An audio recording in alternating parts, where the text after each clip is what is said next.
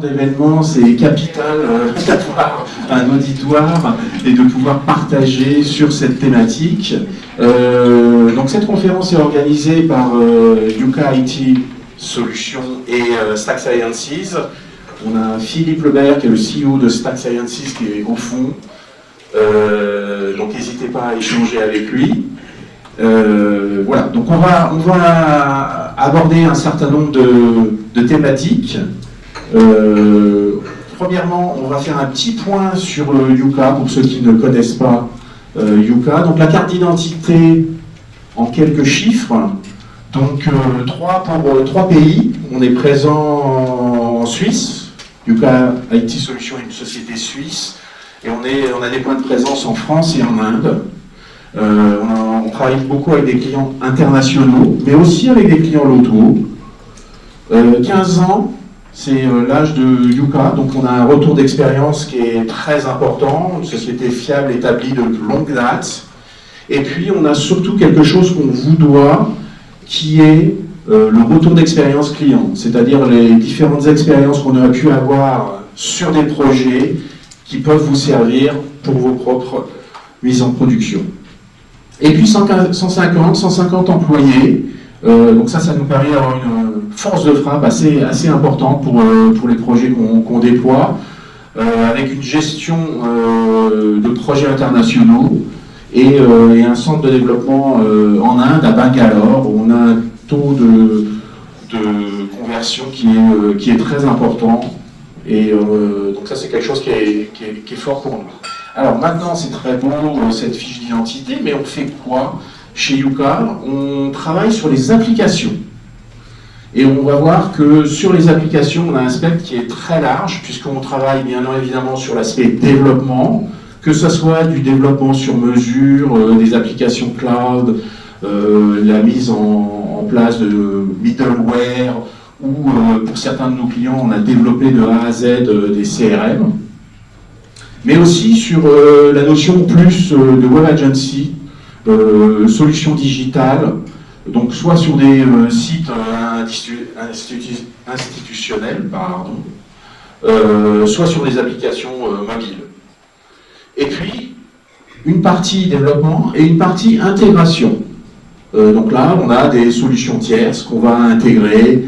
On va travailler sur les architectures clients, on parle de CRM, on parle de cloud infrastructure, donc tout ce qui tourne autour d'intégration de plateformes et systèmes externes, portail de paiement aussi sur lequel on travaille. Donc ça c'est on va dire les briques verticales, et on a aussi un certain nombre de métiers autour des applications horizontales qui sont tout ce qui va être gestion de projet, qu'on a un petit peu évoqué tout à l'heure avec le DevOps et autres, parce que la gestion de projet, c'est ce qui va pouvoir garantir la réalisation dans les temps, la réalisation dans les spécifications.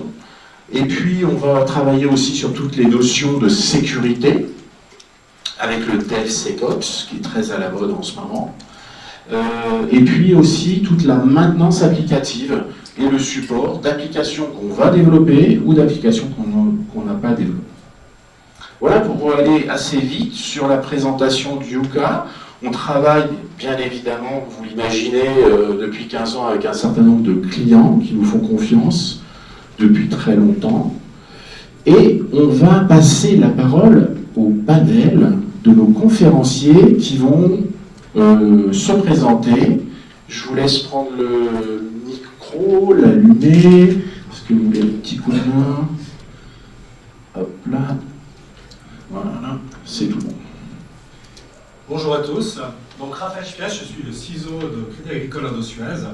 J'ai été invité par mon ancien collègue Philippe, pas vraiment en tant qu'expert cloud, parce que faisant partie d'un grand groupe, c'est plutôt d'avoir le retour de quelqu'un travaillant dans un grand groupe qui regarde le cloud très sérieusement, clairement, et plus sur les aspects finalement de comment est-ce qu'on aborde ça, quel est notre trajet.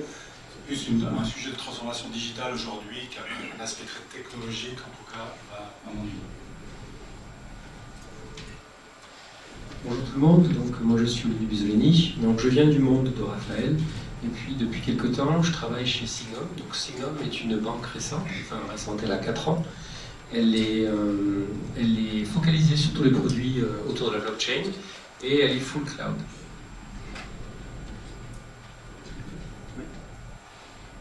Bonjour, je m'appelle Sébastien Bach, je suis le VP générique de TOMS. On est une entreprise qui faisons des services d'infrastructure pour les banques afin de permettre de l'accès aux actifs digitaux, afin qu'ils puissent l'offrir à leurs différents clients, que ce soit pour du dépôt, de la tokenisation, des NFT ou tout autre type d'activité que vous pouvez imaginer autour des actifs digitaux. Et nous, on vient en tant qu'entité qui offrons des services en managed services, donc on est aussi un prestataire cloud, si on veut, en parenthèse, et on utilise aussi massivement des services cloud, soit pour notre propre infrastructure, pour nos outils de développement.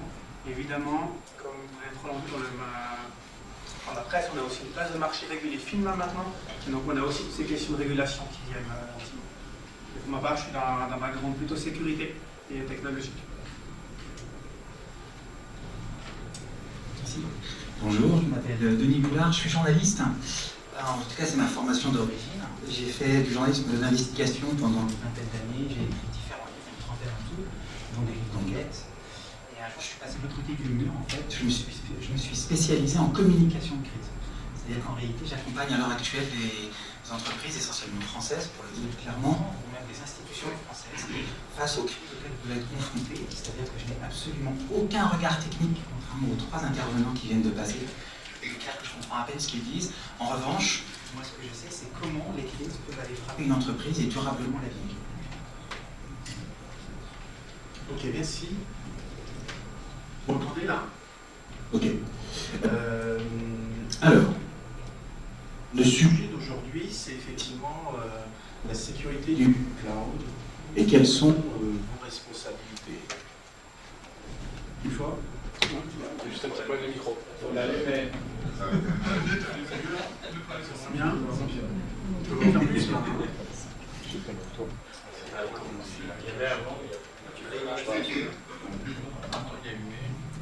Un, deux, trois.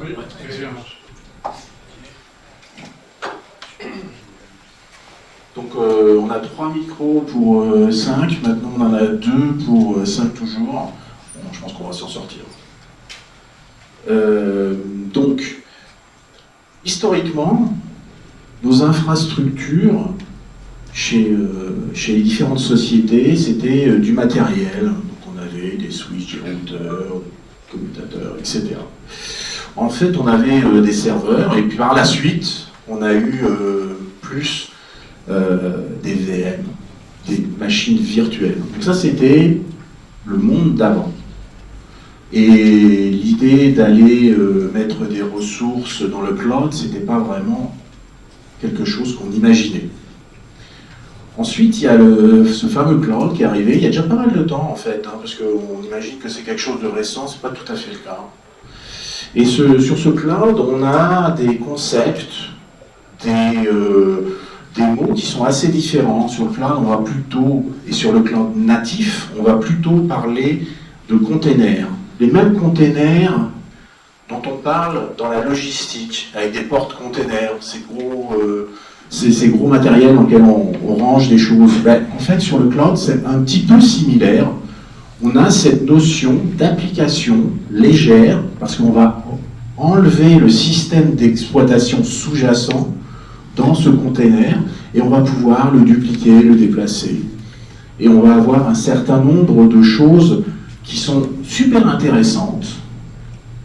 Et puis, petit à petit, ce cloud devient de plus en plus prégnant, de plus en plus présent, et de plus en plus de sociétés qui vont vers le cloud.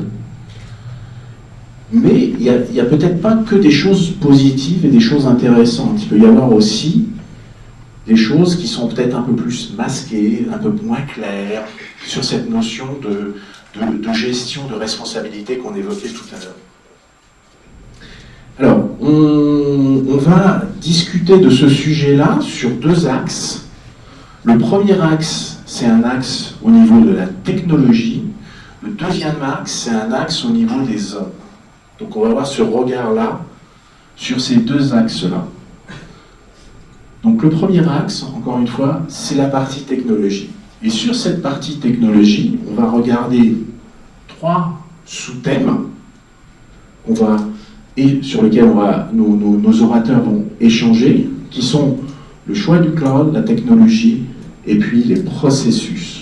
liés à ce cloud. Le premier point, c'est le choix du cloud, c'est-à-dire si je choisis Azure ou AWS, est-ce que c'est important ou est-ce que c'est pas important? Finalement, les vendeurs de cloud, ils vendent tous un peu la même chose, donc je prenne l'un ou l'autre, ça n'a peut-être pas d'impact. Ou, à l'inverse, il y a peut-être des fonctionnalités qui sont importantes pour moi, qu'il faut absolument que j'ai et qui sont un critère pour choisir tel ou tel vendeur de cloud. Donc ça, je vais passer la parole à nos conférenciers et je vais vous laisser débattre là-dessus. Ensuite, on passera au thème suivant. Je sais pas qui veut attaquer. Tu veux voir si tu C'est bon, vous m'entendez? Ouais, correct. En fait, aujourd'hui, le choix d'une plateforme, elle est presque simple. Il y a une dimension, alors je parle d'un point de vue de mon contexte, donc une banque, donc la partie régulation est importante, une banque relativement jeune, donc on n'a pas trop, voire pas du tout d'historique, pas de legacy, et avec une orientation clairement cloud. Donc le choix a été fait, on va dire, à l'origine. Il a été fait en prenant un équilibre entre des exigences qui étaient des exigences techniques, des environnements dans lesquels il y avait plus de compétences en interne, c'est quelque chose sur lequel il faudra revenir, la façon dont les gens à la base avaient comme vision le développement, donc non seulement le point de départ, mais auprès à la trajectoire. Donc ça, c'était la dimension technologique. Donc les grands acteurs se sont imposés, et quand j'entends les grands acteurs, en Suisse, il n'y a pas que les GAFAM, Swisscom est aussi un acteur principal. Donc la technologie, les choix des grands fournisseurs, la volonté de faire un équilibre entre le buy et build. Donc quand on est dans une entreprise qui se développe, on ne veut pas commencer à zéro. Donc si vous faites du buy, vous voulez aussi pouvoir bénéficier de services cloud qui sont sécurisés, voire certifiés. Donc tout ça, ça contribue à la dimension technique. Et puis il y avait l'autre dimension qui était la dimension bien sûr légale, compliance. Donc là, quelles sont les offres aujourd'hui d'un point de vue régulation, que ce soit en termes de localisation des données, que ce soit en termes du framework légal. Qu'est-ce que vous êtes capable de négocier avec votre fournisseur cloud pour rentrer dans les exigences non fonctionnelles que le département juridique, compliance et risque vous mettra en avant. Voilà, ça c'était les deux drivers principaux en ce qui nous concerne. Peut-être donc, à l'instar d'Olivier, on est plutôt dans un environnement, traditionnellement, on a tout un SI qui est fait en interne, donc très très peu de cloud. Maintenant, il y a plusieurs choses. Ce que l'on voit, c'est qu'il y a vraiment une pression, une accélération de toute la digitalisation. Aujourd'hui, même pour un grand groupe, le fait de développer en interne, ça devient plus tenable. Donc, pour faire assez simple, le chemin vers le cloud, il est assez évident. Et c'est tout finalement cette trajectoire que l'on essaye de contrôler. Je pense que dans le choix du cloud, il y a, j'ai envie de dire, deux axes sur lesquels on regarde un petit peu ça de notre côté. La première chose, c'est quand on nous approche avec des demandes, c'est déjà de bien définir de quoi est-ce que l'on parle. Parce que quand on parle de cloud, je pense qu'il y a plusieurs aspects. Il y a finalement une problématique d'avoir confiance finalement à la personne à qui on va confier les données. Donc là, il y a vraiment un aspect d'analyse de quel est le type de données qu'on va mettre dedans, qui en fonction de ça va nous dire, ok, je pense que le cloud, le choix du prestataire, la souveraineté des données, où est-ce que va se situer le prestataire, c'est un élément important. Il y a d'autres dimensions, il y a l'aspect aussi service. Si on a un aspect très critique, on va se poser la question, ok, je vais confier une partie de mes opérations à une entité externe. Qu'est-ce qu'il en est de la pérennité dans le temps de ce prestataire? Donc là-dedans, je pense, et je pense que les collègues ont aussi plus d'informations, de savoir finalement qui se cache derrière le nom de la société à qui on confie ces données, c'est important. Et en fonction aussi de ce que l'on fait, d'avoir des stratégies aussi qui s'élaborent. Pouvoir considérer qu'est-ce qui se passe si je vais confier par exemple mon business à quelqu'un, si cette personne disparaît pour des raisons diverses salariées, qu'est-ce qu'il en est de mon activité? Est-ce que je peux m'en passer? Est-ce que si je la reprends, si je la reprends combien? Donc c'est tous ces critères-là aujourd'hui, pêle-mêle, qui nous permettent en tout cas d'évaluer le prestataire avec qui on travaille.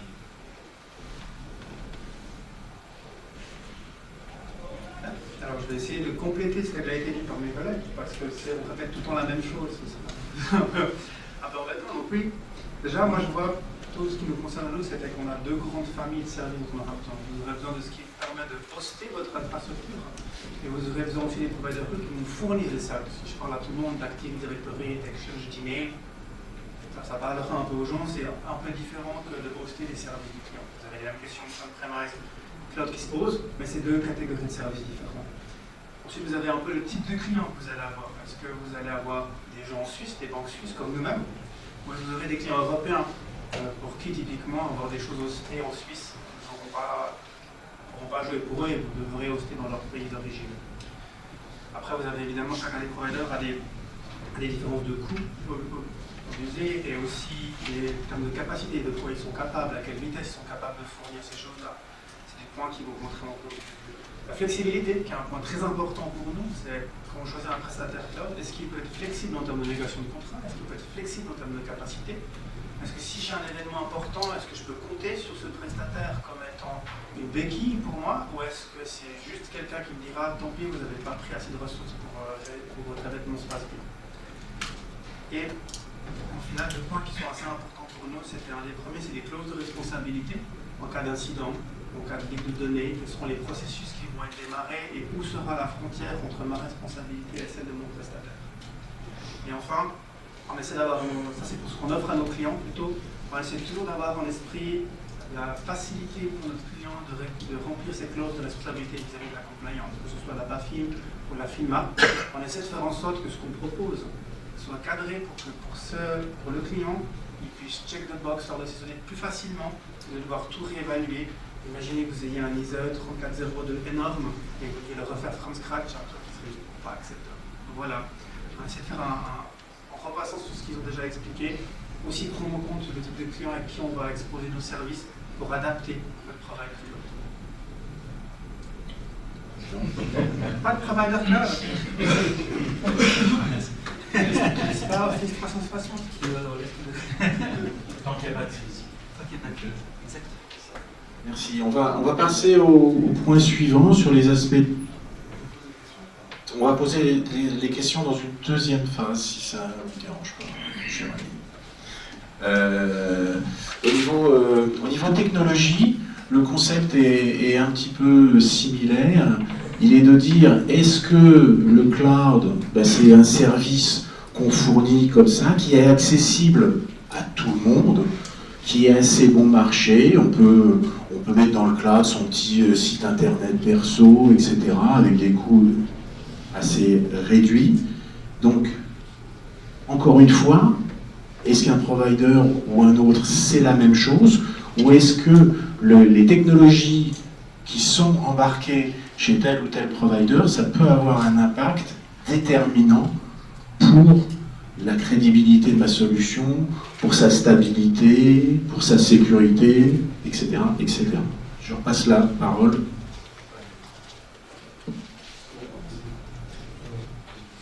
Bon, sur la partie technologique, je suis très peu impliqué là-dedans. Les choses que l'on peut dire, c'est que finalement, quand on évalue nos fournisseurs cloud, il y a toute la partie qu'est-ce qui peut nous apporter en termes de protection de données. C'est tout ce qui est encryption. Je ne vais pas aller trop profond là-dedans parce que je serais vite limité. Je pense que mes collègues ont plus d'expérience là-dedans. Vous connaissez tous un petit peu les différentes technologies proposées par nos fournisseurs de cloud. Et puis aussi, d'un point de vue technologique, qu'est-ce qui pourrait être fait si, d'aventure, on devait sortir de ce provider. Donc, à mon niveau, c'est une approche très haut niveau, je ne dirais pas plus bas dans les détails, parce que c'est vrai qu'on est encore très jeune dans ce chemin. Merci Raphaël. Oui, deux points sur la dimension coût et la dimension sécurité. Donc, la dimension coût, effectivement, dans le cloud, quel que soit le cloud, savoir en temps réel comment évoluent vos coûts, c'est fondamental. C'est au moins aussi important que savoir le nombre d'assets que vous avez et comment va votre sécurité. Donc être certain qu'on a une bonne façon d'architecturer son environnement cloud, qu'on a compris comment on pouvait dimensionner une trajectoire des coûts et avoir un monitoring quasi permanent des coûts, c'est quelque chose qui pour nous est fondamental. On peut très rapidement dériver. La deuxième dimension que j'aimerais soulever par rapport à ce que vous avez dit, c'était la dimension sécurité. Donc on a parlé tout à l'heure, je ne sais plus qui a parlé de ça, du modèle de responsabilité, c'est quelque chose sur lequel on reviendra peut-être tout à l'heure. Il y a aujourd'hui une complexité incroyable dans les clouds, d'un point de vue sécurité.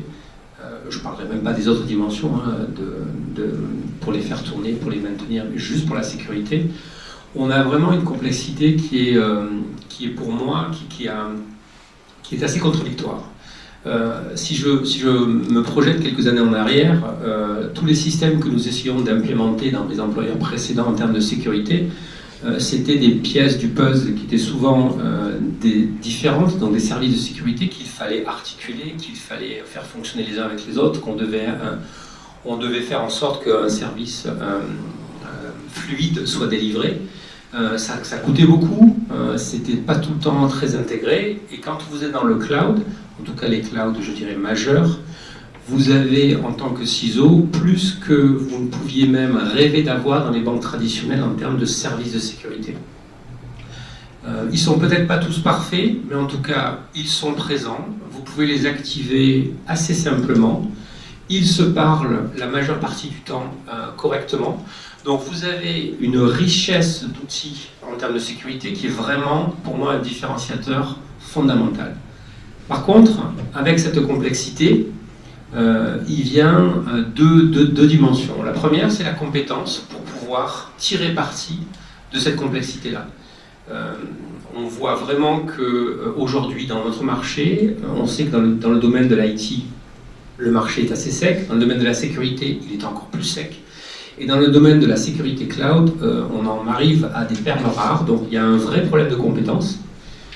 Avoir la capacité d'onboarder dans vos équipes des gens qui sont vraiment au point, surtout si vous commencez à avoir une stratégie comme nous avons multi-cloud, alors là, avoir quelqu'un qui s'y connaît dans les 3 clouds majeurs en termes de sécurité, c'est quasiment impossible à trouver. Donc vraiment un vrai travail sur les gens, sur les compétences. Et puis ces outils, comme je l'ai dit tout à l'heure, ils sont pas parfaits. Donc pour des problématiques particulières, vous aimeriez bien pouvoir prendre un petit peu ce qui existe ici, un petit peu ce qui existe là. Au-delà des cloud providers, nous on fonctionne avec beaucoup de services SaaS. Donc tiens, tel service SaaS, il a telle dimension qui est intéressante, et on aimerait pouvoir rassembler cela. Donc vraiment un état encore de méta-consolidation. Le cloud, vous avez compris, a déjà consolidé des outils qui étaient traditionnellement répartis dans les banques. Donc là, on a déjà un premier niveau de consolidation, mais on aimerait pouvoir faire de la consolidation encore plus grande. Donc là, tout ce qui est orchestration devient vraiment un impératif dans la sécurité, et ça devient un niveau d'abstraction et de complexité encore supérieur. Malgré tout, je préfère avoir cette pléthore d'opportunités, même si c'est un petit peu difficile à manager, que de se retrouver dans un environnement où on a finalement peu de moyens, peu de capacité de comprendre ce qui se passe et de réagir. Voilà. Mais n'oublions pas que ce côté pléthore apporte aussi la complexité.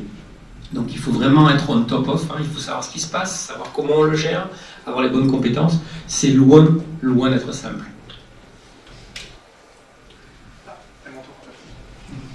Alors, comme d'habitude, comme je suis en seconde à table, je vais essayer de tourner la construire par-dessus ce que les gens disent, comme ça on peut un peu apporter au débat. Donc, dans ces choix technologiques, il y a aussi, comme il l'a expliqué, on a beaucoup de services SaaS que je vais regrouper aussi en termes cloud, soit des services qui vous fournissent, je ne sais pas, en CRM, comme des services qui vous fournissent de la connectivité, de la protection de données de services, ou simplement du hosting de choses. À niveau co aussi, un des points que je trouve important, qui n'a peut-être pas été autant bien discuté, c'est tout ce qui est la qualité du support aussi, parce que tous les providers de services ne se représentent pas en termes de support, mais en termes de capacité des gens qui travaillent pour eux. Et c'est quelque chose qui est souvent extrêmement important quand vous avez un incident, vous avez un problème parce que vous souhaitez faire quelque chose, et vous n'y arrivez pas. Et puis comme toute entreprise moderne, vous avez des pressions de temps, parce que vous avez promis une date, avec une estimation qui a souvent été un peu trop basse. Et vous allez devoir avoir besoin de l'aide de votre provider cloud. Et souvent, c'est quelque chose qu'on oublie un petit peu, y compris sa disponibilité. Est-ce qu'il est capable de vous fournir quelqu'un demain ou pas? Aussi, un point qui est important, c'est purement technologique. Alors, pour exemple, le bas niveau, c'est la compatibilité avec les standards normaux, que ce soit OCI pour les conteneurs, que ce soit Terraform pour le déploiement ou au moins une API pour automatiser. Tous les providers cloud ne se valent pas et tous les providers cloud ne se valent pas en temps de réponse, surtout dans ce genre de domaine-là. Et enfin, comme l'avait expliqué mon collègue, le dimensionnement en termes de coût est très important, surtout pour une entreprise quand on croit énormément en plusieurs directions, on a besoin de pouvoir forecaster son budget et savoir, spécialement pour nous par exemple, comparé dans le panel où nous on fournit les services à des clients, typiquement, un de mes travaux principaux c'est calculer les coûts marginaux, la marge, comment je vais amortir le salaire des gens qui bossent dans mes équipes. Et pour ces choses-là, c'est important de pouvoir bien dimensionner et bien savoir comment les choses vont augmenter et pas se retrouver avec une marche de coût.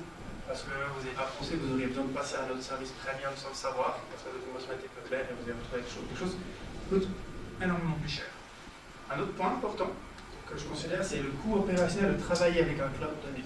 Parce que là aussi, tous les clouds ne se valent pas sur la complicité, ne serait-ce que d'utiliser l'outil et les compétences qu'ils vont demander, parce que comme expliqué mon collègue, vous n'aurez pas forcément les gens qui sont super spécialisés dans ce cloud-là, vous aurez des gens qui ont beaucoup de compétences informatiques, qui ont une énorme capacité d'être polyvalents, ils maîtrisent très bien les concepts de sécurité. Mais transmettre ces concepts théoriques ou pratiques sur nos technologies à une interface ou à une manière de travailler dans un provider cloud peut être un peu plus compliqué. Pour ça, notre stratégie à nous, par exemple, c'est de s'abstraire des couches de cloud avec Terraform et les outils qu'on utilise pour essayer d'être le plus agnostique possible du cloud pour que ces concepts restent en place. Les questions de compliance aussi, évidemment, comme d'habitude pour le monde des ventes. Est-ce que c'est connu par la FINMA? Est-ce qu'ils ont l'ISE? Est-ce qu'ils ont un 127? Est-ce qu'ils le respectent? Est-ce que leur rapport était qualifié ou pas? S'il était qualifié, pourquoi? Est-ce qu'ils vous permettent d'exécuter les audits que vous êtes obligés? Essayez avec certains grands GAFAM de leur demander de faire une visite de data center. Je vous promets que vous allez prendre un certain temps avant d'y arriver. Et enfin, les capacités d'observabilité, mais là plutôt en termes de monitoring. Qu'est-ce qui est offert?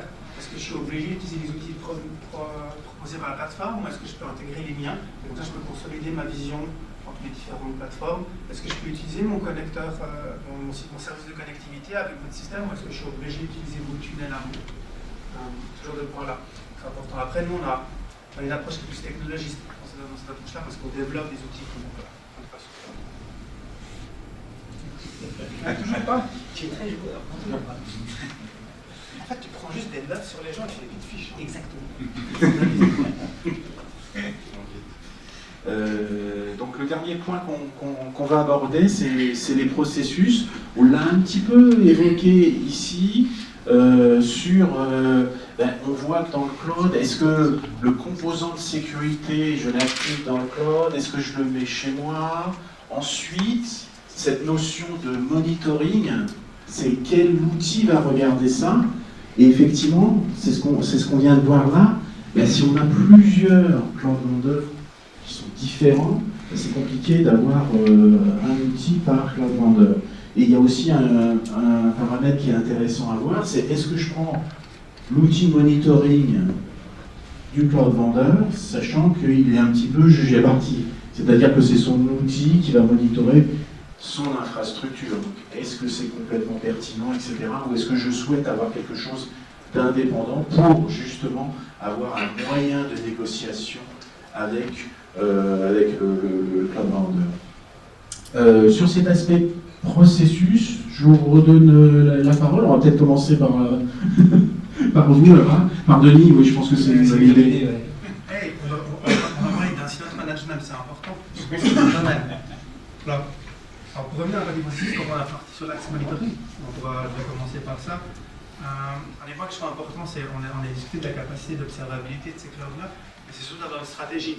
Comment, sachant que vous allez dans le multi-cloud, quelle sera votre stratégie pour l'observabilité, comment vous allez props les différents éléments, comment vous allez les centraliser pour les reporting, et comment vous allez gérer les alertes. Vous ne voudrez pas avoir 12 solutions différentes qui émettent des alertes, vous voudrez les centraliser, et vous voudrez surtout ensuite avoir un process de incident management qui prend cette pluralité en compte, et by design. Et souvent, c'est un point que j'ai vu chez nos clients, ou chez nous aussi, ou moi dans ma carrière, c'est que c'est un des virages les plus difficiles à faire. Les processus de change in incident management, comment vous allez les adapter à ces nouvelles techniques, à ces nouvelles technologies, à ces nouvelles manières de travailler, qui ne vont pas forcément être les mêmes. Vous travaillez avec Terraform, avec Git, processus va se rapprocher beaucoup plus d'un flux de développement que d'un classique change management où vous demandez à quelqu'un d'aller changer quelque chose quelque part. Et vous allez devoir faire muter ces choses-là. Et c'est un des points que je trouve le plus complexe, c'est d'adapter cette vision classique du monde de l'audit que vous devez respecter avec cette vision moderne où on a une tendance à vouloir casser la segregation of duty, mais vous devez quand même la garder. C'est un des gros combats qu'on a. Et enfin aussi, un autre point, mais ça qui est vraiment humain, le principe de formation. Ces technologies sont complexes et il faut laisser le temps aux gens de monter en compétence avec. Puisque plus vous mettez d'automation, plus vous allez avoir un levier qui est grand. Et donc plus quand quelqu'un fait une erreur, il va avoir un impact énorme sur votre infra. C'est plus simplement un serveur qui reboot. Si vous vous trompez dans Terraform, c'est 900 machines virtuelles qui disparaissent en fumée en une seconde.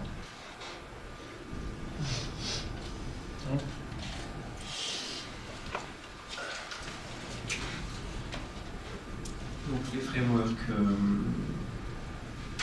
tout à l'heure je parlais de complexité, je crois que là, il y a encore cette dualité que j'ai exprimée tout à l'heure. Tous les fournisseurs de cloud, en tout cas que nous on utilise, ils ont leur module de compliance. Et là encore, par rapport à une ancienne vie, avoir la capacité d'avoir en temps réel un état de votre mise en conformité par rapport à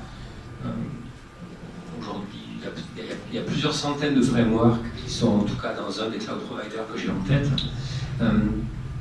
Avoir donc la capacité de sélectionner tel framework, de savoir en temps réel où on en est, quels sont les risques qui sont hauts, moyens, pour information, c'est vraiment d'une richesse incroyable. C'est vraiment très très précieux. Et après on va retomber dans la problématique que je mentionnais tout à l'heure, c'est gérer cette complexité. Je voudrais prendre un seul exemple. Si vous êtes aligné avec certains frameworks NIST, petit exemple, SP853, donc c'est 1200 contrôles dans le framework américain. Et quand vous déclinez ces contrôles-là dans le monde M365, donc Microsoft 365, je ne parle même pas d'Azure, hein, on en arrive à 5200 contrôles techniques. Quand je parlais tout à l'heure de gestion de la complexité, vous devez vraiment avoir derrière des outils et des équipes qui vont pouvoir faire le triage, la consolidation, sortir un petit peu les peut-être 2% sur lesquels il faut vraiment se focaliser et ne pas être noyé dans le reste. Donc vraiment, c'est un autre exemple de cette dualité, force et complexité qui crée elle-même des risques, comme tu as dit précédemment, et des risques pour notre environnement. Du coup, eh bien, c'est vrai que utiliser ces modules de compliance qui existent, c'est bien, mais j'aime aussi rajouter dessus, là encore, une métacouche de l'orchestration qui prend ce qui se passe, on va dire, chez Amazon, GCP, Microsoft, peut-être demain chez Swisscom, et avoir une couche qui collecte les informations, qui les agrège et me donne une vision 360 sur tous mes clouds, et me permet de dire, là, Olivier, tu as des choses qui sont en train de brûler ici ou là, et après, on en revient sur les processus qui sont mentionnés par mon collègue, du CI/CD, où est-ce qu'il y a eu l'erreur dans le code ou l'erreur dans la configuration de mon environnement avec du Terraform qui était mal fichu. Comment on va pouvoir faire en sorte que les différentes équipes, que ce soit le dev, SRI, donc la résilience, les équipes opérationnelles de sécurité, ou les autres, prennent à bras le corps tous ces soucis-là et arrivent à les gérer. Tout ça, c'est pour moi, le vrai challenge du framework. Choisir le framework, c'est presque du détail. Après, arriver à boucler la boucle de j'ai choisi le framework, je me mets en conformité, je fais mon benchmark, et après toutes les déviations, je suis capable de les trier, de comprendre celles qui sont importantes et de les remédier jusqu'à ce qu'elles soient terminées. Ça, c'est un vrai challenge. Souvenez-vous, SP800-53, 1200 contrôles dans la norme, 5200 contrôles au niveau M365. Et ça, c'est un des clouds que nous avons. Juste pour donner un ordre de grandeur de cette complexité-là. Ok, donc on avance sur ce sujet et on va passer, comme on l'avait dit tout à l'heure, à la partie humaine. Parce que bien évidemment, cet aspect humain est une dimension qui est importante. Pourquoi elle est importante? Tout à l'heure, on a dit que, effectivement, historiquement, on avait tout en interne, on contrôlait ça. Et puis maintenant, on va déposer un certain nombre d'applications chez notre cloud vendor. Et ben, on a tendance psychologiquement à penser que, il va peut-être tout faire, il va peut-être s'occuper de la sécurité, du contrôle, etc. Et ça, c'est quelque chose qui, psychologiquement, est dangereux, parce qu'on voit qu'on a une répartition de qui fait quoi, de qui est responsable de quoi. Et ça, c'est vraiment le cœur de cette dimension-là. Humainement, on a tendance à penser qu'on fait tout, que Software as a Service, c'est la panacée, et que c'est l'autre qui va faire. Et donc on va voir deux points, l'aspect humain, et puis l'aspect crise, c'est-à-dire s'il y a un problème, s'il y a une panne, les solutions cloud, elles ne fonctionnent pas toujours. On a tous des exemples de services qui ne sont pas accessibles. Mais là, qui est responsable? Où sont les responsabilités? Au début, on a évoqué l'aspect des contrats. Est-ce que vous pouvez négocier un contrat avec Azure pour vous signer avec eux? Ou avec AWS? Qu'est-ce qui se passe quand mon application suisse est hébergée aux États-Unis ou ailleurs? Donc là, on voit qu'il y a des aspects techniques qu'on a évoqués, et puis il y a des aspects un petit peu plus humains. Qui veut commencer sur la partie homme? Allez, je commence. Il a commencé 2 fois, je commence 2 fois. La prochaine fois, c'est lui qui commence. Alors, on est toujours dans les aspects humains. Pour la sélection d'un provider cloud, je vais me focuser plus sur les relations qu'on a avec le provider lui-même, plus que les formations en interne, que ce soit les peurs des différentes personnes, les avis politiques ou religieux des gens vis-à-vis des différents clouds qu'il faut réussir à mitiger à l'intérieur de votre propre équipe. Je vais me focuser plus sur la cloud. À l'époque, qui est important, dans mon point de vue, c'est la relation qu'on va construire avec le vendeur. Alors, je ne vais pas me cacher, on travaille avec les acteurs locaux pour cette raison-là. C'est quelle est votre relation avec votre provider cloud? Est-ce que c'est une personne que vous êtes capable de connaître et de discuter avec, ou est-ce que c'est juste une interface web dans laquelle vous rentrez votre carte de crédit, ou vous demandez de vous faire s'il vous plaît une invoice parce que c'est super embêtant la compta avec les cartes de crédit? Enfin, quelle est sa capacité? On le venait un peu avant, en cas de crise, en cas d'aide. Quelle est sa capacité pour vous coacher, pour servir de consultant, c'est-à-dire pour venir un peu plus proche de vous et comprendre ce que c'est votre payload, de votre qualification, et vous dire finalement c'est plutôt comme ça ou comme ça que tu devrais utiliser notre cloud parce que je connais de l'intérieur et je sais que ça va beaucoup mieux fonctionner si tu suis ces stratégies, même si elle est complètement différente des formations standards qu'on donne. Je sais parce que je suis une solution architecte chez nous et je peux te dire comment ça marche et je peux venir chez toi regarder ce que tu fais. Disponibilité en cas d'incident aussi. Est-ce que vous avez affaire à une interface d'administration ou est-ce que vous avez un numéro d'urgence avec des gens dont vous connaissez l'équipe? Un point important, typiquement pour tout ce qui est compliance, vous devez avoir des gens que vous êtes capable de lister. Si c'est des environnements bancaires, vous savoir les connaître. Enfin, tous les providers cloud sont capables de vous fournir ça à des niveaux de compétences que vous souhaiteriez et localisés dans les endroits géographiques qui facilitent la vie avec nos amis les auditeurs.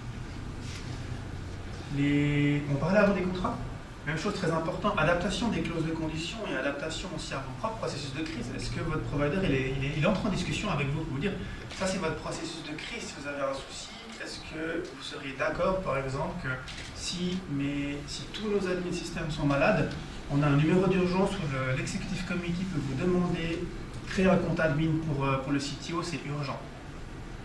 Est-ce qu'ils vous fournissent ce genre de moyens-là qui est adapté à votre cas de situation ou qui savent que pour tel ou tel type de breach, chez nous, chez le provider, il faut impérativement appeler le légal chez nous avant d'appeler l'executive committee, histoire de manager la situation normalement. Et idem pour vos plans de DRP. Tout provider cloud, vous allez avoir besoin d'un DRP. Comment vous allez faire le follow-up chez quelqu'un d'autre? Est-ce que cette personne est prête à discuter de ce point-là ouvert et vous dire, OK, nous on sait que pour ce type de payload que vous avez, avec notre configuration et des outils un peu près similaires, ce provider et ce provider sont à 80% isocompatibles selon cette architecture-là, ce qui vous aidera à le faire. Ou est-ce que vous allez vous retrouver tout seul, ce qui est toujours en termes de coût des gens que vous devez ramener. Adaptation à vos process, bon là on en a déjà parlé, et je laisserai un peu les gens parler plutôt du côté de l'intérieur en fait aussi. Il y a souvent quand vous travaillez avec des processus cloud, tout le monde a son idée sur ce qui est le mieux. Et il faut un petit peu vous abstraire de ça et réussir à avoir une bonne balance. Surtout quand vous devez avoir un grand contrôle sur vos coûts marchés.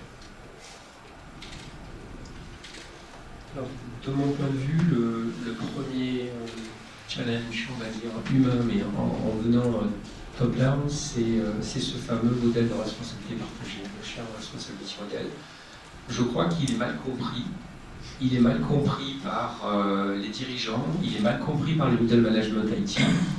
Les gens qui sont dans la technique comprennent ce qui est dans leur sphère immédiate, mais il me semble que les différents modèles, IaaS, PaaS, SaaS, etc.,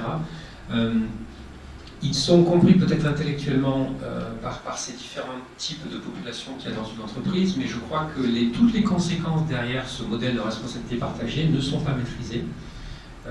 Ça peut poser des problèmes au début, en termes de négociation, d'organisation de la banque, et puis après, dans l'opérationnalisation. Tout à l'heure, on a vu DevSecOps ou SecDevOps. C'est vraiment pas simple d'avoir dans un même pipe CI/CD une dimension développement, une dimension sécurité, une dimension maintenance, donc opération. Le tout, quand on a des services SaaS ici, là c'est du PaaS, là c'est du IaaS, et les équipes n'ont pas la même compréhension de leur rôle et responsabilité, n'ont pas la même compréhension de ce qui est de leur redevabilité. Donc ça, c'est vraiment une dimension qui me paraît être très importante. Et il m'arrive parfois, lorsqu'on fait des due diligence sur des vendeurs tiers, comme on est dans un domaine un peu particulier, un domaine encore de niche, ça se développe la blockchain, mais on a parfois des interventions avec des tiers qui nous expliquent, non, quand on leur demande est-ce que vous êtes certifié en sécurité, oui, GCP est certifié 27001. Et là, vous voyez tout le gap de compréhension entre qu'est-ce que c'est qu'une entreprise qui utilise un fournisseur de services qui est certifié, mais qui n'a pas, absolument pas pour conséquence que l'entreprise elle-même et ses services soient certifiés. Et pourtant, vous parlez avec des CTO, des CIO, alors je ne parle pas de multinationales, mais quand même de sociétés d'une belle taille qui ont déjà un track record intéressant, et vous vous rendez compte que ces fondamentaux-là ne sont pas très bien compris. Et donc voilà, donc il y a beaucoup de boulot à faire derrière. Et puis quand vous présentez votre solution de cloud à votre comité exécutif ou à votre board pour expliquer comment vous avez fait tel ou tel choix sur des sujets sensibles, data encryption, data localization, etc., vous vous rendez compte que là aussi il y a besoin d'expliquer. Il y a besoin d'expliquer les responsabilités, il y a besoin d'expliquer qui est redevable de quoi. Et cette responsabilité-là, elle est aussi très importante au niveau du contrat. Donc, on en a parlé. Il y a capacité à améliorer les contrats de base avec les grands fournisseurs de services cloud. C'est pas simple. Ça vous demande d'avoir, en tout cas nous, ça nous a demandé d'avoir une aide externe qui nous a vraiment permis d'avoir un dossier hyper fort pour demander à tel ou tel fournisseur de services de rajouter l'addendum, machin, ceci, cela, pour que finalement on ait un contrat Master Service Agreement, un premier contrat, et puis en fait on ajoute 10 ou 15 addendums qui n'étaient pas prévus au départ. Et là d'un coup, voilà, tout le monde comprend mieux qu'est-ce qui est de la responsabilité de qui. Ça me paraît être du point de vue humain l'élément que je voudrais mettre en avant, en plus de la compétence dont je parlais précédemment. J'ai peut-être juste un complément. Donc on parle de tous les grands fournisseurs de cloud. Mais aussi, vous tombez souvent finalement sur des petites sociétés qui vous fournissent finalement des plateformes as a service. Donc pour moi, c'est essentiel de rencontrer justement ces gens pour déjà, pouvoir sonder chez eux un petit peu quelles sont leurs compétences et capacités. Ça, c'est un des éléments. Ce qu'on voit souvent, c'est que finalement, cette discussion, elle est assez win-win parce que vous avez en face de vous des entreprises qui sont assez jeunes, qui sont assez avides aussi de savoir quelles sont les bonnes pratiques à mettre en place, les bons processus. Donc ça vous permet, vous, finalement, de faire rentrer dans quelque chose dans votre modèle de gestion un nouveau prestataire. De l'autre côté, ça leur permet de monter en compétences. Donc je pense que cet élément humain, il est super intéressant pour les deux parties. Après, il y a aussi un point qui est aussi un de nos challenges pour nous, c'est que quand on va vers ces prestataires qui sont une petite structure, c'est comprendre aussi ce qu'il y a derrière. Parce que vous avez souvent une petite structure qui vous fournit le service et de comprendre vous derrière sur quoi est-ce que vous vous basez. Donc je pense que cette relation avec le prestataire permet finalement de très très rapidement vous donner de la visibilité, de savoir finalement qui se cache derrière le service que vous allez prendre. Et puis quelque part, avec les petites structures, arriver à tomber finalement sur des clauses qui correspondent aux standards que vous êtes fixés dans l'entreprise. Merci. On va compléter avec la partie crise. Donc on disait tout à l'heure qu'effectivement on est dans le cloud, c'est super, etc. Et puis apparaît une panne, un dysfonctionnement, une indisponibilité d'une application. Ça va générer une crise. Comment on va gérer cette crise avec cette responsabilité partagée qu'on évoque depuis tout à l'heure. Donc là, peut-être, Denis, tu peux entamer. C'est ton moment, n'hésite pas. Vas-y, fonce. Je vais pouvoir rattraper un peu le temps perdu. Alors, je pense qu'il faut faire un distinguo extrêmement important entre une crise opérationnelle, ce dont mes trois collègues là vont pouvoir beaucoup mieux parler que moi, c'est une évidence, et une crise médiatique. Ce qu'il faut bien comprendre, c'est qu'en réalité, la crise médiatique peut être beaucoup plus importante que la crise opérationnelle. Vous pouvez avoir des crises opérationnelles tous les jours que vous réglez. Malheureusement, si c'est mal expliqué, mal communiqué, mal traduit en fait, en réalité, la crise médiatique peut être majeure et beaucoup plus importante, in fine, que la crise opérationnelle en tant que telle. La crise, elle est intéressante pour un point essentiel, évidemment, c'est qu'en réalité, quand une entreprise est frappée par une crise, quelle que soit la nature de cette crise, on parle beaucoup à l'heure actuelle des crises sociales, c'est-à-dire la maltraitance des femmes, le harcèlement moral, les burn-out, etc. En tout état de cause, quelle que soit la nature de la crise, il faut bien imaginer et bien comprendre qu'une entreprise, une fois que son image est détériorée par la crise, qu'elle soit technique ou humaine, elle a beaucoup plus de mal à remonter la pente que tout ce qu'elle a pu faire précédemment. On connaît tous des exemples précis, je pense notamment au groupe Perrier, qui à une époque avait du benzène dans son eau. Ils ont dû rattraper toutes leurs bouteilles et les faire revenir. Ils ont mis plus de 10 ans à retrouver le chiffre d'affaires précédent.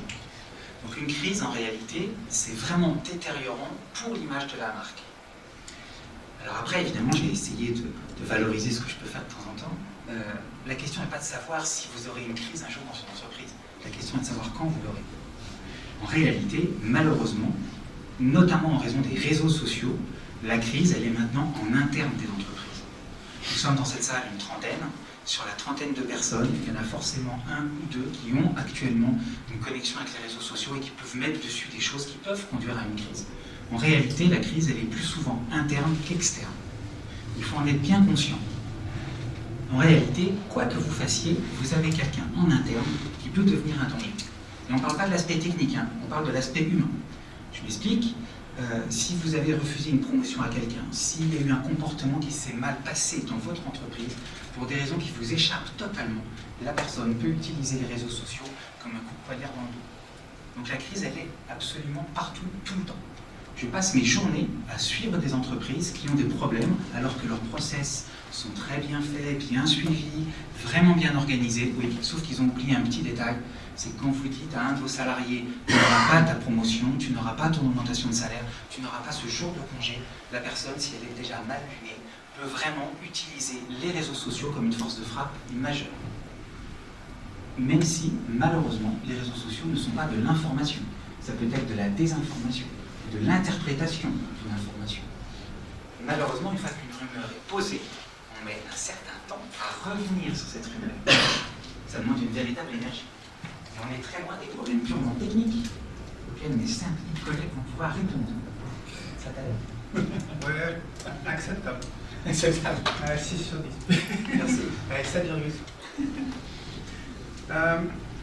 Bon, pour les commissions de crise, moi je vais surtout faire j'aimerais bien séparer en 2 points. Comme expliqué, il y a les problèmes que je considère techniques, les problèmes de disponibilité avec les providers cloud, qui sont pour moi plus du business as usual que de la vraie communication de crise. Et tu as les choses qui ont un impact business, parce qu'on est plus proche des catastrophes, des incidents d'ordre majeur, selon la traduction que vous faites des différentes normes. Par exemple, un vol de fonds, ce genre de choses-là.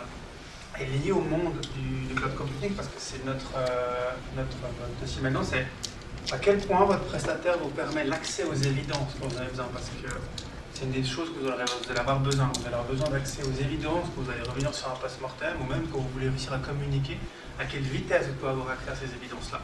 Et si vous voulez avoir accès à des évidences assez rapidement auprès d'un prestataire, par exemple pour accéder à des vidéos data center en moins d'1 heure, il vous faut un plan et des process. Et ça, c'est un des trucs critiques qu'il vous faut. Il vous faut un plan pour savoir, comme vous avez un incident management, un incident management response, pour les cas de catastrophe, quel est le plan à suivre. Comme ça, les gens, ils savent s'ils doivent monter le comité de crise ou pas, contacter les gens qui vont devoir faire la communication, regarder le contrôle de la communication, qui communique quoi, avec quelles guidelines, et ensuite, quels sont les prestataires qu'on doit contacter, quelles sont les personnes de contact en état d'urgence pour réussir à rapporter au comité de crise le plus d'informations nécessaires.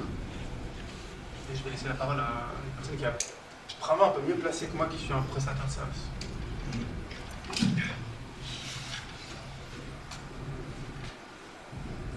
Aujourd'hui, la façon dont on gère dont on se prépare à une potentielle crise, c'est vraiment une articulation entre les processus habituels d'une entreprise qui ne serait pas forcément basée sur le cloud, avec les plans de continuité, enfin, la liste des gens à appeler en interne. Et puis on articule ça avec généralement les fournisseurs de cloud, ils arrivent avec leur propre plan, avec leur façon de fonctionner. Et moi je trouve qu'aujourd'hui, articuler les deux et faire en sorte que on arrive à déployer ou à implémenter ces processus de business continuity, d'ITDR traditionnels dans un environnement cloud, je trouve que finalement ça marche assez bien en articulant les deux. Alors peut-être que si demain on tombe sur une crise profonde, on se rendra compte que cette approche a des limites. Et je trouve qu'aujourd'hui c'est un bon compromis.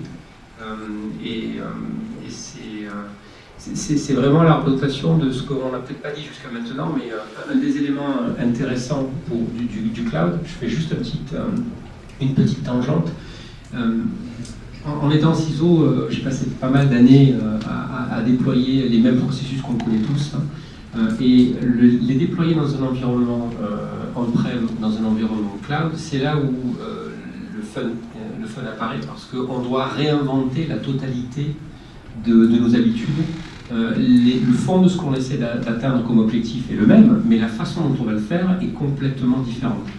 Et pour en revenir donc à cette partie gestion de crise, nous aujourd'hui, on a une approche old school dans notre façon de nous préparer en interne, tout en intégrant les offres et le framework de réaction de nos différents cloud providers, et en intégrant le tout, j'ai l'impression que ça fait un package qui tient la route.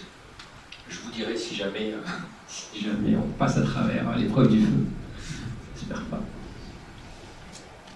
Côté pas grand chose à rajouter, on est encore très jeune dans cette approche-là, donc on a quelque chose de très traditionnel. Je pense que les aspects contractuels restera déjà un premier aspect pour clarifier les canaux de communication. Et comme évoqué précédemment, de connaître les gens qui vous fournissent ce service, le jour où il y a quelque chose qui se fait mal, et savoir qui est-ce qu'on peut contacter. En tout cas, ça vous a bien aidé. Pardon, je peux peut-être quand même rajouter un truc vraiment sur la partie crise par rapport à ce que tu as dit tout à l'heure sur le côté de la traduction. Je pense qu'en interne, un des rôles fondamentaux de profils comme les nôtres, c'est ce rôle de traduction en cas de crise. Et quand vous avez une vraie crise technique, vous avez la cellule opérationnelle qui est technique, la cellule de management ou de direction, et là il y a vraiment besoin d'avoir quelqu'un qui fait le go-between sans arrêt et qui passe son temps à traduire. Et il va traduire non seulement pour que le management, enfin l'executive management comprenne, mais pour que la com comprenne quelle est la situation, comment on peut la présenter, qu'est-ce qu'on peut dire à l'extérieur, pour que le business dans une banque puisse aller parler à ses clients et aller expliquer correctement les choses sans les aggraver, sans prendre des raccourcis. Ce rôle de traducteur, c'est aussi quelque chose que, en tout cas un CISO et un CIO, je pense, par rapport à mes expériences, ont vraiment besoin de développer comme compétence. C'est très intéressant parce que ça nous fait sortir complètement de l'IT pure, de la technique pure, de la sécurité pure, et on rentre dans l'humain avec les perceptions. Donc la partie image, on fait des gestions de crise régulières, il y a toujours une dimension, les réseaux sociaux, où la télé commence à dire que Signum a perdu les clés ou les clés de ses wallets. Voilà. Et quand ça sort sur BFM TV ou sur le Léman Bleu, comment on va gérer ça derrière en termes d'entreprise?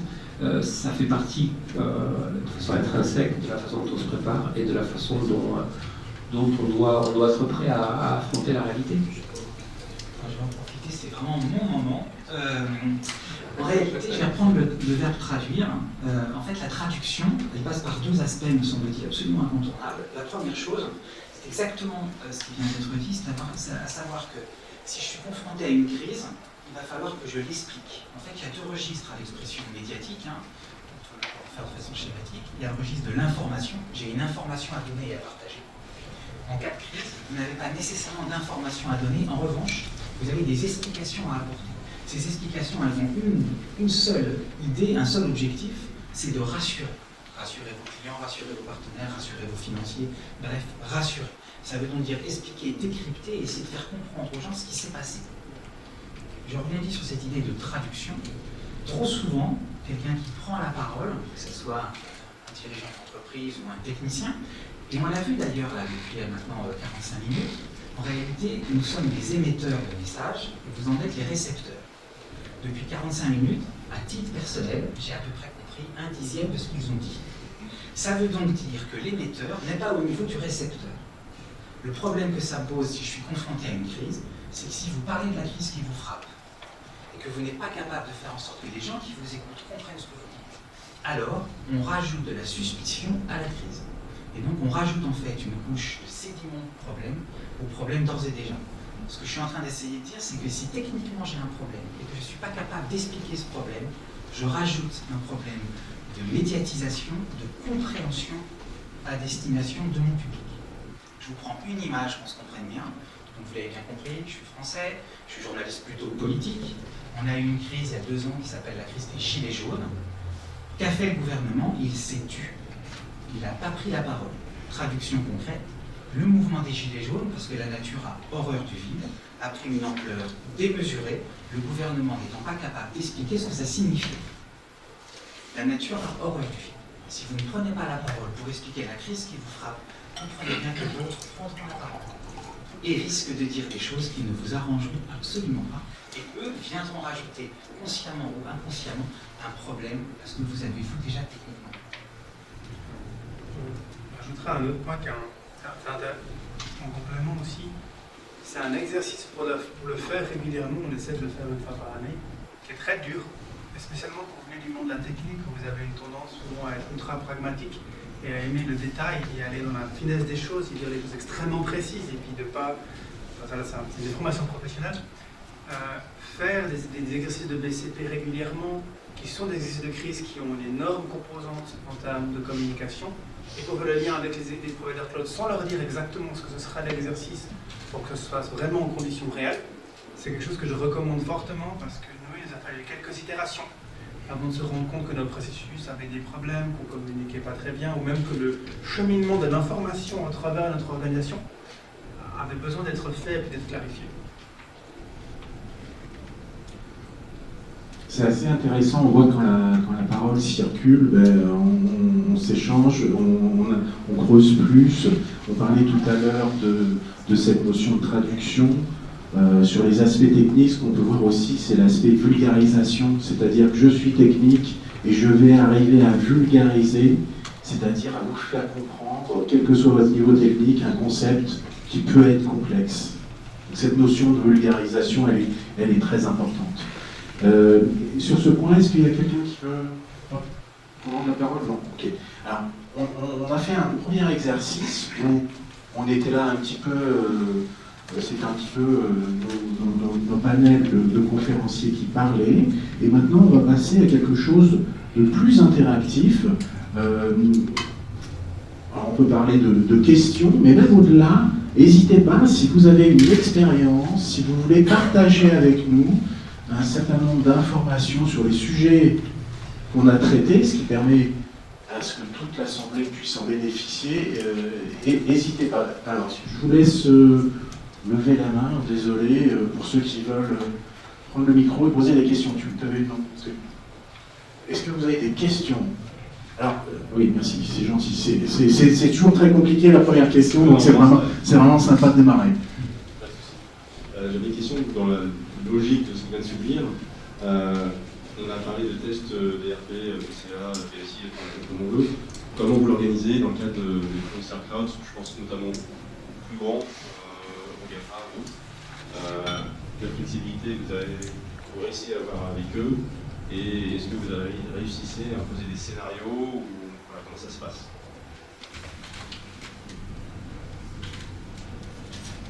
Je vais prendre la parole en premier.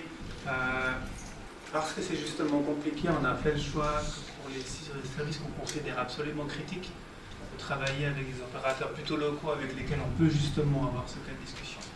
Et dans ce cas-là, on a pu faire des XDRP où typiquement la direction du provider cloud est au courant qu'il sera lieu, le top management est au courant, mais quand vous appelez le numéro d'urgence pour expliquer que vous avez perdu la moitié de vos fonds, c'est l'ingénieur en face qui va réellement, ou la personne du service qui va vraiment prendre ça, et vous allez pouvoir faire votre exercice. Donc souvent, l'organisme en cas réel, on ne donne pas les guidelines au provider, on dit juste quelqu'un va appeler pour un exercice de crise, sachez que ce jour-là, si on ne vous dit pas le contraire, ce sera dans le cadre de l'exercice.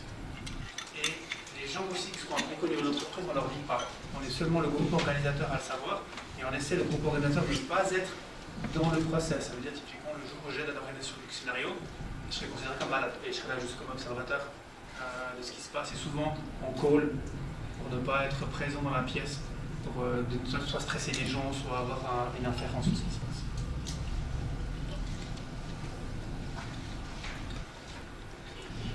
Ouais, de notre côté, c'est vrai qu'il y a aujourd'hui moins de flexibilité que lorsqu'on pouvait organiser ces exercices quand on était en prêt et dépendant de quasiment aucun fournisseur externe. Cependant, là encore, comme je disais tout à l'heure, notre stratégie, ça a été l'articulation entre ce qui existe chez nos fournisseurs, leur façon de travailler, leur documentation, leur processus, et y compris dans des simulations qui restent pour l'instant essentiellement tabletop exercise, donc des simulations. On arrive, enfin, ça c'est pour la partie gestion de crise. Après, il y a bien sûr la partie des tests techniques, mais qu'aujourd'hui on a complètement séparé.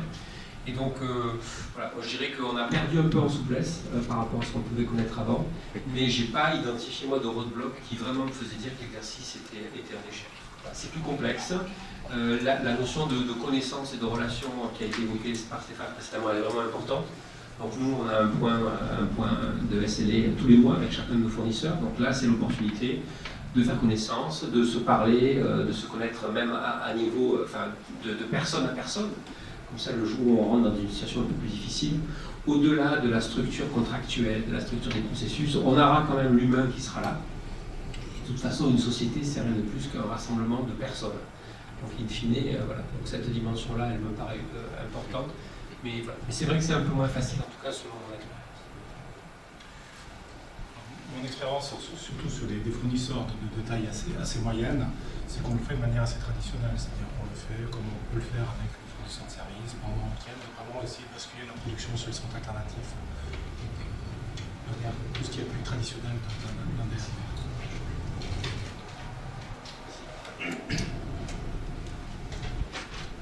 Est-ce qu'on a une autre question? Voilà. Je ne sais pas déterminer qui a levé la main en premier. Non, c'est lui, non, c'est lui. Okay. C'est pour toi. Merci à vous de cette présentation. Je ne sais pas si vous m'entendez bien.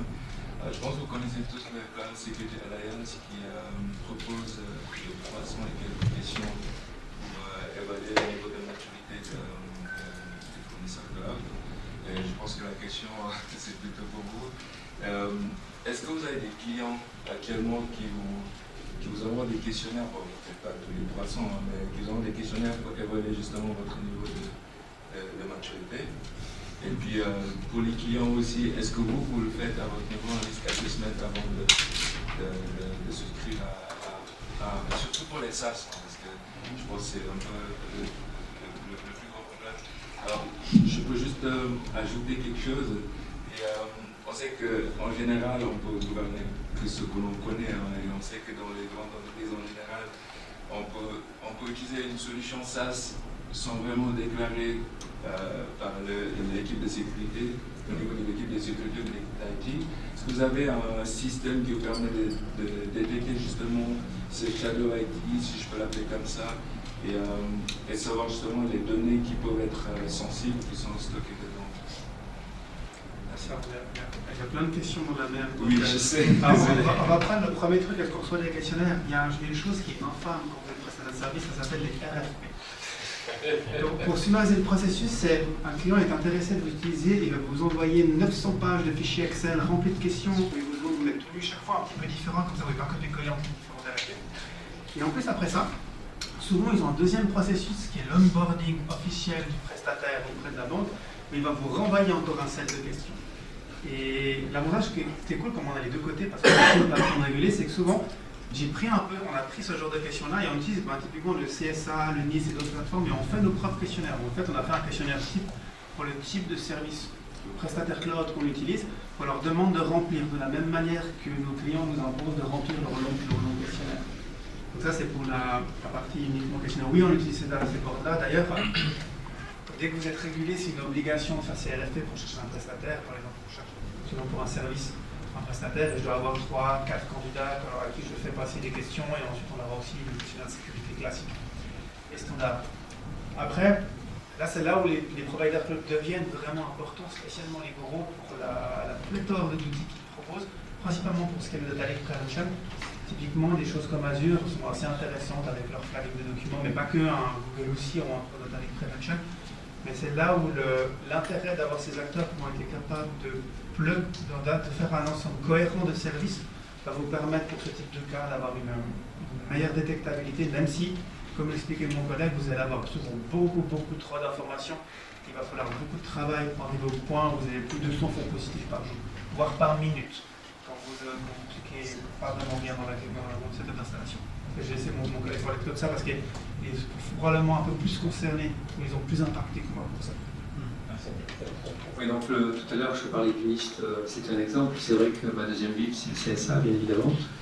Quand je me tourne vers des providers de services SaaS, moi je demande est-ce que vous avez un CSA Star, comme ça, que ce soit au niveau 1 ou 2, comme ça au moins. Alors ça m'est arrivé quelques fois, peu, que je fasse ma recherche et dans la base de données, je voyais là le rapport était là présent, donc ça c'est super, c'est vraiment idéal.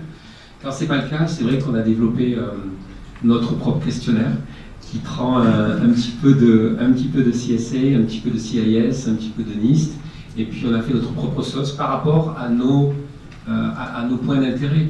Je veux dire, vu notre domaine, oui, on va questionner sur la façon dont les gens ont développé leur smart contract, comment ils gèrent leur clé privée, comment ils font leur gestion des HSM, etc. Parce que c'est vraiment important pour nous. Et ouais, donc le STAR, c'est pour moi la référence. Et puis derrière la deuxième question, là encore, je dirais dans un environnement tel que je l'ai décrit, sans vouloir rentrer dans trop de détails, c'est assez simple de faire du CASB, puisque c'est ce que vous recherchez. C'est assez simple de faire du CASB quand vous avez un environnement, on va dire, bureautique, qui a un EDR intégré, qui est connecté à un plus grand monde où vous avez juste qu'à activer la fonction CASB et vous avez en temps réel qui utilise quoi comme service, upload, download, enfin voilà, et vous avez tout le truc. Le plus important après derrière, c'est ok, qu'est-ce que j'en fais? Est-ce que j'ai les bonnes équipes? Si je parle de temps réel, il en est où mon SOC? Est-ce que j'ai du 24/7 derrière? Qui sont les gens? Et quand vous êtes une petite entreprise, ben oui, ça marche, on ne fait pas en interne parce qu'on n'est pas fou. Mais ça marche très bien. Donc, ouais, faire du CASB aujourd'hui, pour nous, c'est un clic. Et avec tout le processus qui est derrière. Je ne parle pas, bien sûr, que de la partie technique. Hein. Il y a des gens dans le SOC, il y a des runbooks, il y a des règles qu'on a établies. Et ça permet d'avoir une visibilité que je ne pouvais même pas imaginer avoir avant, après peut-être des mois et des mois de projet. Posé sur les formulaires, donc nous, on a effectivement des formulaires qui font beaucoup moins que 900 questions. En fait, on a deux formulaires. Le premier, il est destiné finalement aux demandeurs en interne du service. Parce que je pense que le premier point, c'est de savoir qu'est-ce qu'on veut, quelle est la criticité du service, qu'est-ce qu'on veut y mettre. Donc ça, c'est notre premier point d'entrée. Et en fonction de ça, on se rapproche du fournisseur de service. Et en fonction de la criticité de ce que vous voulez faire, on a un certain nombre de questions qu'on lui soumet avec des axes d'analyse. On a 4 axes d'analyse en fonction de ce qu'on va maintenant uploader.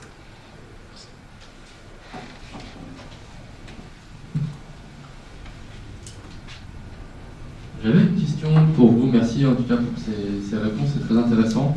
Je reviens sur la première question qui était le choix du cloud provider.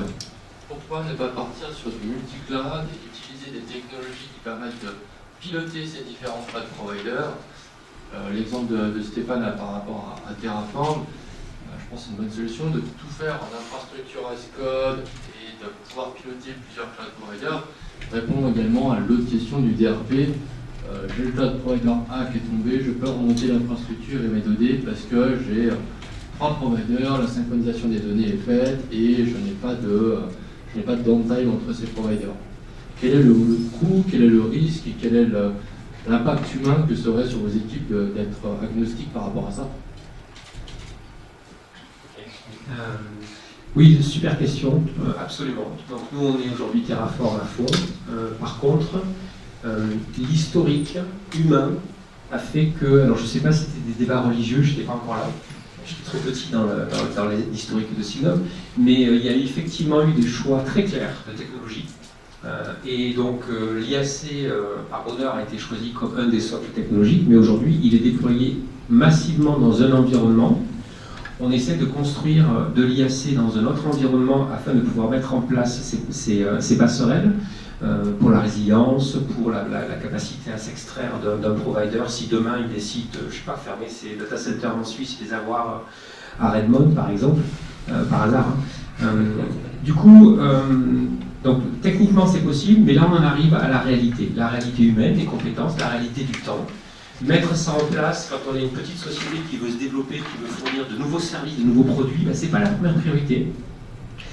Donc voilà, on est à essayer de naviguer et à essayer de faire passer ces messages-là, mais bon voilà, après la réalité. Alors si j'ose enchaîner sur la deuxième question, c'est est-ce que justement la complexité du cloud en lui-même, c'est pas une perte de temps à la fin?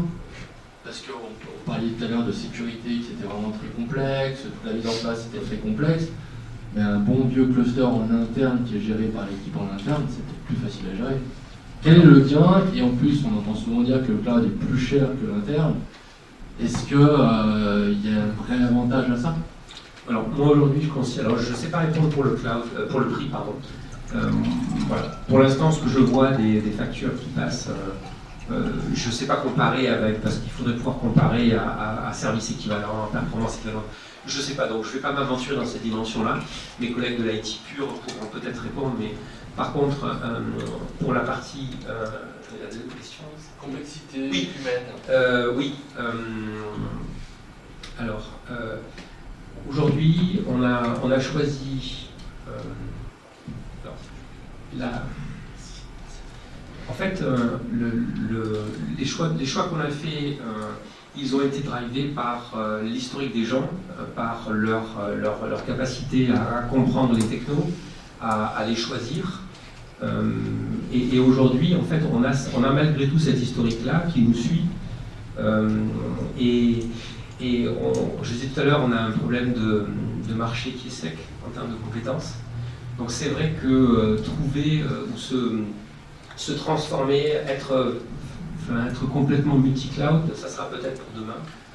Aujourd'hui, très honnêtement, on fait des petits pas dans cette direction-là. J'y vois plein d'avantages, mais je pense que c'est une longue route devant nous. C'est pas une priorité, y compris pour nos gens de l'infra. Nos SRI, ils sont très formatés une technologie.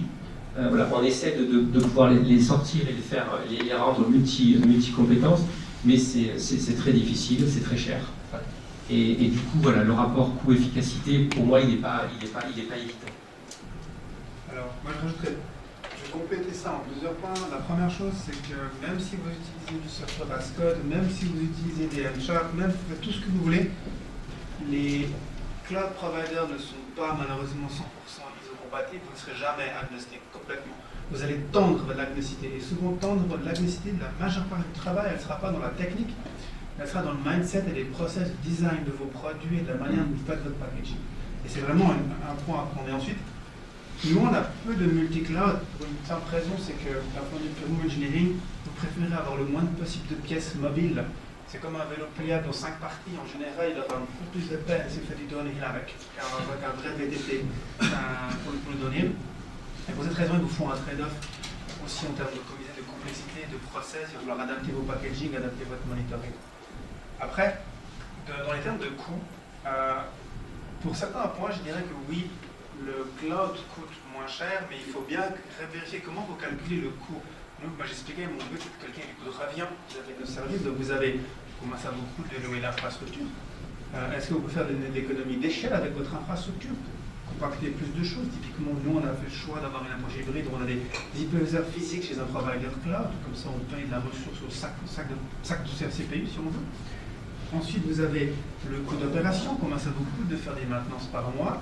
Et un truc très important, c'est quelle est la perte de valeur ajoutée de votre ingénieur qui fait une mise à jour ou une maintenance par rapport à ce qu'il pourrait produire pour votre entreprise. Et ça, c'est souvent quelque chose qu'on oublie, c'est que c'est aussi un gain potentiel qu'on enlève. Et quand vous prenez tout ça, vous arrivez parfois à faire un trade-off et dire que finalement, gérer, je sais pas, allez, on va trouver quelque chose. Gérer mon infrastructure Exchange, ça ne fait pas tant sens de l'avoir chez moi parce que c'est peu de valeur ajoutée pour les gens. Et puis ces gens qui font ça, finalement, ils pourraient développer des services pour mes clients qui auront une même valeur parce qu'ils vont ouvrir du marché, ils vont augmenter leur taux de satisfaction, et ainsi de suite. Ou baisser leur nombre d'incidents, par exemple, qui est une de nos métriques très importantes, c'est le taux de tickets retour client et de satisfaction vis-à-vis de la solution, que ce soit le plus fluide et smooth possible pour nos clients. Merci.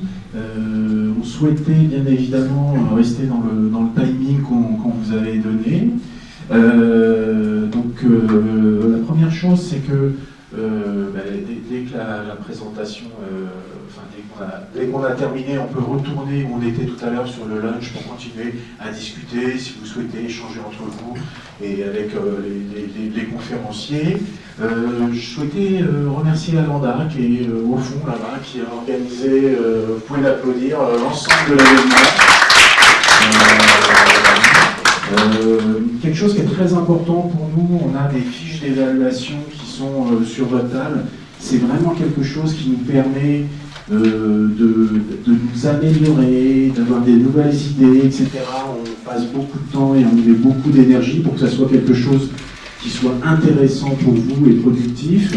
Donc n'hésitez pas à nous donner ce retour-là. Merci pour votre présence. Bien sûr, je vais vous demander d'applaudir et de remercier nos 4 conférenciers, sans qui il n'y aurait pas eu cet événement. Donc ils ont été très performants, c'était très sympa, très intéressant, en tout cas de mon point de vue. Voilà un petit peu les différents points que je voulais voir avec vous. Dans les documents qu'on vous a laissés, il y a les coordonnées de Philippe Lebert, il y a les coordonnées d'Alanda et moi-même, donc vous avez tout loisir de nous recontacter si vous avez besoin de plus d'informations, etc. Je vous ferai parvenir les slides que vous avez pu voir là, plus l'URL pour voir le film complet. On a notre vidéaste qui est ici et le photographe, donc vous allez voir un petit peu l'information autour de ça. Par la suite, ça c'est assez intéressant, ça va vous permettre, vous avez un collègue qui n'a pas pu venir, vous avez une information que vous voulez revoir, etc. Donc ça, on va vous le faire parvenir.